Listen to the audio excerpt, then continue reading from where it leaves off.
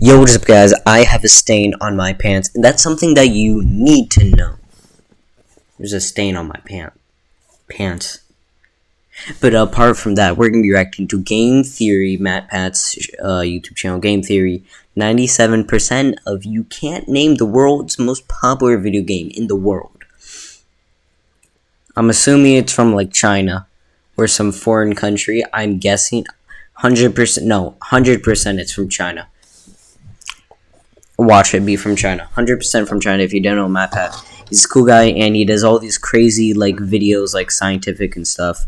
And he also makes videos, like, you just have to watch them. It's so hard to explain, but they're so entertaining. So let's just get right into it. Let's go. Here's a pop quiz. What's the most popular 5v5 MOBA game right now? If you answered League League of Legends, you're wrong. League of Legends' daily active users count is around 10 million, which is impressive to be sure, but small potatoes compared to the real answer, which has sometimes had over 100 million daily active users. So let's try again. Genshin What has Impact? been the second most downloaded mobile game in 2021? It's also the most downloaded game of 2020 and 2019. In total, over 1 billion downloads on Google Play alone. Fortnite, Candy Crush, Clash of Clans? No. Clash Unfortunately, Royale. no one can simply tell you the answers to these questions. You have to see for yourself that what you know of as the gaming industry has been nothing but a lie. It is the world that's been pulled over your eyes to blind you from the truth. This is your last chance, theorist. After this, there is no going back. You take the blue pill and the story ends. You wake up in your bed and you believe whatever it is you want to believe. You take the red pill and you stay in Wonderland, and I show you how deep this rabbit hole goes. Red pill? That I'm offering only the truth, nothing more. Red pill. Only the red pill. Good. Let's begin. Good. Okay. Hello, Internet. Welcome to Nice Game intro. Theory, the show that today is pulling you out of the Matrix. By the way, did you Wow, know that thank you. Matrix 4 is supposed to come out this year? Yeah, totally forgot that they were making that one. Anyway, it makes my dated reference in the cold open of this video feel a little bit more timely. Totally 100% planned. So, you know those iceberg explain style videos that have been popular this year? Where the host takes a topic and then goes through layer by layer the different levels of insider knowledge about said topic? In case you're not familiar, let's say you have like the YouTube iceberg. On the very top would be stuff like Despacito, Jimmy Fallon clips, mainstream viral videos, the stuff that anyone visiting YouTube would know about because it's on the surface. It's right there on the homepage. You don't have to be logged in. It's just served up to you. Then a layer under that would be stuff like PewDiePie, Mr. Beast, React videos, Minecraft, you know, creators and trending topics that pretty much everyone is at least vaguely aware of. You keep going down further and further into the iceberg and you pass things like Don't Hug Me, I'm Scared, and Poppy, before eventually you go all the way down to the bottom depths of the iceberg where you find the Petscops of the world, your YouTube poops, and some of those Nightmare Fuel international channels. Well, the reason I bring it up today is that recently I became aware that we all, without even realizing it, have been existing on the tip of one of these icebergs, the gaming industry iceberg. We all thought that the iceberg looked like this, when in reality, it looks a whole lot more like this. Like, if I asked you what the biggest game in the world is right now, what would you say? Fortnite? Among Us was huge for a while last year. Maybe Call of Duty Warzone, because that's new. Or League is always big. The real list of biggest games in the world, though, Minecraft and Roblox and things are definitely up there, but that list is also going to be rounded out with games that you've likely never heard of. You see, these are from China. Caught my attention back during the 2019 YouTube Rewind gaming section. For those of you who don't remember, 2019's Rewind recapped the videos that got the most likes in different categories, like a fancier version of a Watch Mojo countdown. Except for gaming, of course, because the videos that the creators make are less important than the games that they're playing, unless they happen to be. I did a reaction to it a long time ago, and I'm gonna delete that video because it's the weirdest video I've ever made, and I never show you it. Streamers that were stolen over from Twitch. No offense to Tim the Tatman and Dr. Lupo. I'm so happy for them that they got their bags. Just saying, at this point, I feel like I have to go to Twitch so that YouTube can pay me to come back. Anyway, true to form, 2019's Rewind didn't seem interested in the gamers or the individual videos that were made, but rather they focused on the top games that were played. And it was a list that consisted of largely what you'd expect. Roblox, Fortnite, GTA, Minecraft, number one. But one of these things was not like the other. Garena Free Fire. Never heard of it, but apparently it was the 4th most watched game of the year. Think about how crazy that is. It'd be the equivalent of us not seeing. Yeah, I've seen that on like a lot of those like You know, YouTube Shorts is like the bootleg version. If you didn't know, YouTube Shorts is just YouTube TikTok. You probably see it, but you just don't click on it. Basically, it's just either re-uploads of TikTok videos or just out of country or Indian gameplays of this game. I've seen this game before, so a single Among Us video last year. And that's actually what happened, because in 2020, Garena Free Fire grew and surpassed Born Behind. Okay, real quick, I'm gonna see if that's true, because I swear I've seen that game before on Explore, on Trending. Here it is. Yeah, whoever these people are. Good job. Wouldn't you know it, it was in the YouTube Rewind 2019. How is this even possible? I'm not super into games because it's not from but at least I know what it America. is, and when I find that it's one of YouTube's biggest games, it's not that big of a surprise. But probably because, like, it's not, like, from a major country. On YouTube, it's not like America or London or Sweden. It's from like a different. It's like, I'm talking. Okay, that's a dumb way to explain. It's like, it's not like in like a game that all of like English speaking players play.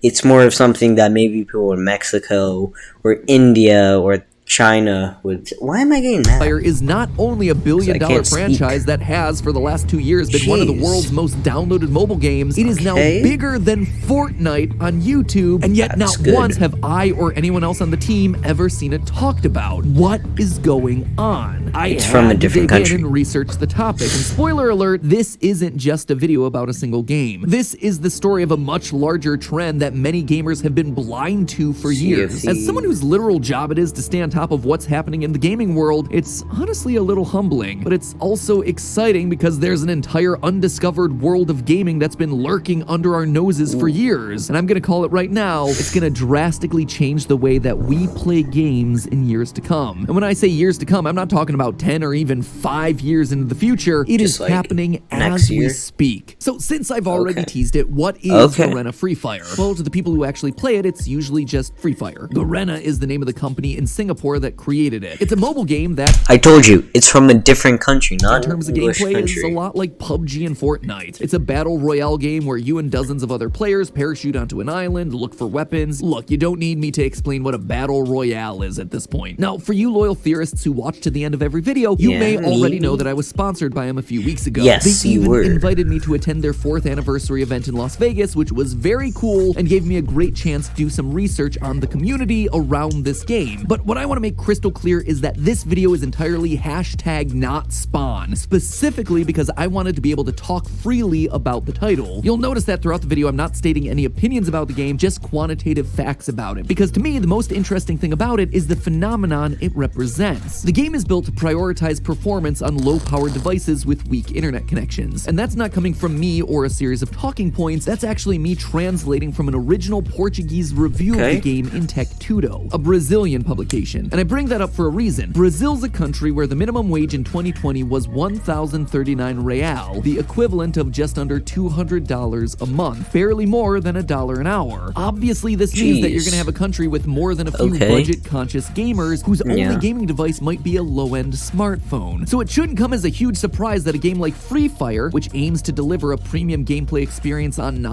Stitch Fix. Get styled without leaving the house in 3 easy steps. No, Stitch First, Fix. take your style quiz. But that's actually kind of smart. Good thinking. Hardware is going to be a huge hit there. Same story in Thailand, where Free Fire was the most popular game of 2019, and the minimum wage is 331 baht per day, the equivalent of $10.11 per day. Okay, that's not too bad. Free Fire, also huge in India. Now, if that was all there was to the story, I wouldn't have bothered making the video. But here's the thing. While this might seem like a case of other parts of the world having their own separate video game ecosystems geared toward budget smartphones, those worlds aren't gonna stay separate for much longer. The US up to this point has functioned almost entirely within a bubble, an island when it comes to gaming, unaware of the wider trends happening in the world of gaming around us. But that bubble is going to burst, and soon. This is admittedly a bit of a prediction on my part, but I'm not the only one making it. Microsoft's Xbox division is making the same prediction, and they're betting a lot of money on it by targeting India as their most important gaming market. Over the past decade or so, India has come online in a way that's quite frankly astounding. Back in 2007, when online games like Modern Warfare, Halo 3, and TF2 were all the rage, only 4% of people living in India had internet access. In 2020, that number ballooned to 50%. In the span of 2 console generations, the Indian market for online games has gone from a single-digit percentage to half of a country with over 1 billion people. That's probably why earlier this year, Microsoft went on record to say, quote, "The Indian gaming audience is one of the world's biggest gaming markets and remains a key growth area for the Xbox business." Considering that billions of dollars are at stake, I don't blame them. Xbox, get your money. Market in countries like India might seem separate, more American companies want to target them. And with Indian gamers favoring mobile games coming out of Asia like Garena Free Fire, Lords Mobile, and Battlegrounds Mobile, it won't be long before big players in US gaming start copying those trends and design aesthetics. And what's even cooler is that this cross-cultural exposure works both ways. As we start to see more and more overlap between the traditional gaming audience here in the States and these new emerging gaming markets, we're gonna have more chance to get exposed to new types of games. Consider this. If you are an old school gamer who grew up in the 80s and 90s, one thing you probably noticed is that most of the games came from either Western developers or Japanese developers. This was embodied by the division between the JRPG and the Western RPG. Japanese RPGs like Final Fantasy and Dragon Quest just approach storytelling differently from Western RPGs like Fallout, Baldur's Gate, and the Elder Scrolls. Like, this is a Japanese Marlboro, this is a US Marlboro. Can you spot the difference? At the time, it seemed like games basically boiled down to 2 different cultural categories, Western and Eastern. But that oversimplified view got turned on its head as the gaming industry grew. The growth of the Korean gaming market in the early aughts brought us MMOs like MapleStory and Ragnarok Online. Games that were designed to be played hunched over a keyboard in a PC bang rather than with a controller in hand like most Japanese games. This influx of Korean influence also pushed gaming into new territories, like Ragnarok Online's art style of 2D sprites and 3D environments, or MapleStory being one of the earliest examples of the free-to-play model that's now omnipresent. And continuing on into the 2010s, we saw the mainstreaming of Eastern European gaming companies, exemplified by The Witcher, a game series from Poland that's deeply influenced by Slavic folklore. Another Polish developer that deserves a shout-out is 11-Bit Studios, creators of This War Is Mine and Frostpunk, 2 of the bleakest gaming experiences of the past decade. And when I say bleak, I mean cold. Like, these games are from the middle of Europe. It is cold there, and their games reflect that. And of course, there's also China. Genshin Impact ended up being one of the biggest games. Genshin Impact's from China? That's weird, because didn't they ban Genshin Impact because it had like quote unquote like feminine men? That's kind of sad. I'm sorry, whoever 2020. And honestly, one of the coolest things about it was getting to explore an open world region that was inspired by real-life Chinese architecture and geography, with character designs that also reflected the culture. So games are being designed with a more global audience in mind, which means greater need for accessibility across all economic ranges. This, in turn, makes gaming more accessible, meaning more designers around the world with different cultures now starting to express their unique cultural viewpoints through their games. And here's the thing, through all of this, that's The Witcher. Okay, I was a little confused. I know The Witcher now. What is defined as a gamer is looking really, really different these days. It's kind of blurred. In 2017, a market research company called Quantic Foundry did a survey to see which game genres were most popular with specific genders here in the US. For example, the most female genre was Match 3 games, with the total audience being 69% women, and Candy Crush specifically having an audience of 83% women. Likewise, farm games or family life simulators like The Sims have an audience that is 69% women. And according to the survey, the most male genres are what you might expect. The first-person shooter at 93% male, survival roguelikes at 75% male, MOBAs like League of Legends and Dota at 90%. It's always tempting to look at survey results like these and assume that there must be something inherent to the game genres that make them more attractive to certain genders. Or, you know, the data could be lying to you. In this episode's Cold Open, I asked you if you knew what the world's most popular 5v5 MOBA game is right now. It's not League of Legends. It's is actually a game called Honor of Kings. 10 million daily active users for League, 100 million for Honor of Kings. Oh my gosh. Why you've never heard of the game despite its popularity? Well, it technically isn't available outside of China, though there is an international version of the game titled Arena of Valor. But what's really striking to me about Honor of Kings isn't the popularity, but who's playing it. Women. This 5v5 MOBA game, which involves just as much laning, jungling, and ganking as you'd expect from the genre, has a player base that is 54% female. Over half the people playing this game are women. But again, remember, the data that we just reviewed here in the US is that MOBA players are 90% male. And by the way, lest you think this is some sort of casual, watered-down version of a MOBA experience, yeah, it's designed to run on phones, but the game is a legit esport, with teams at the World Championship competing for a $2.5 million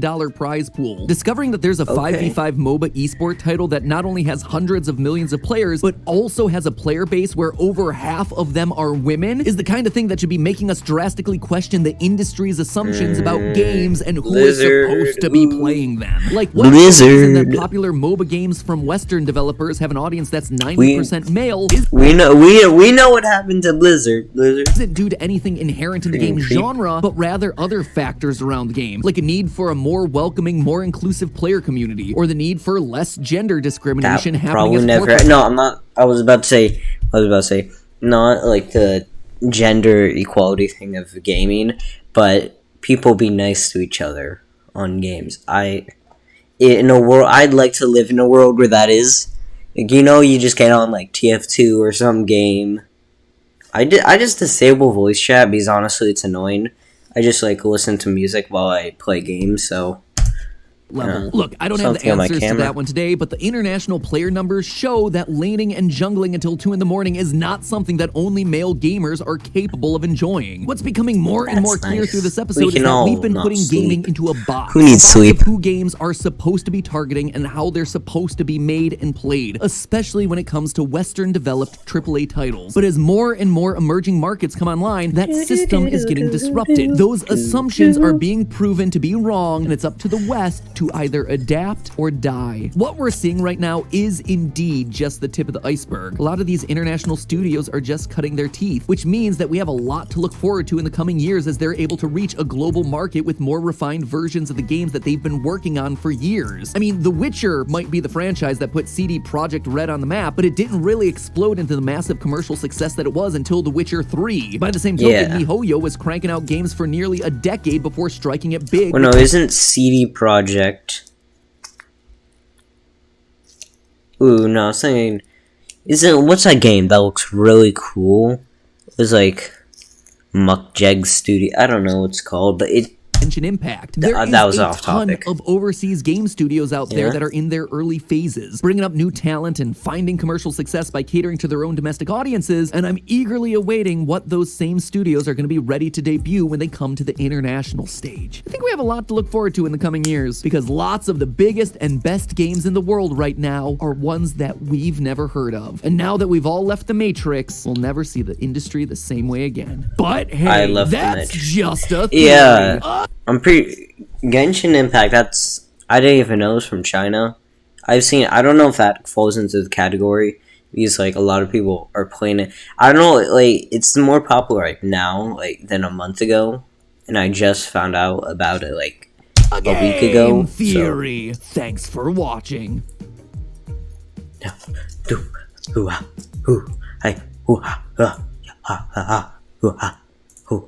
What was I singing? I don't know. End of the video. Bye.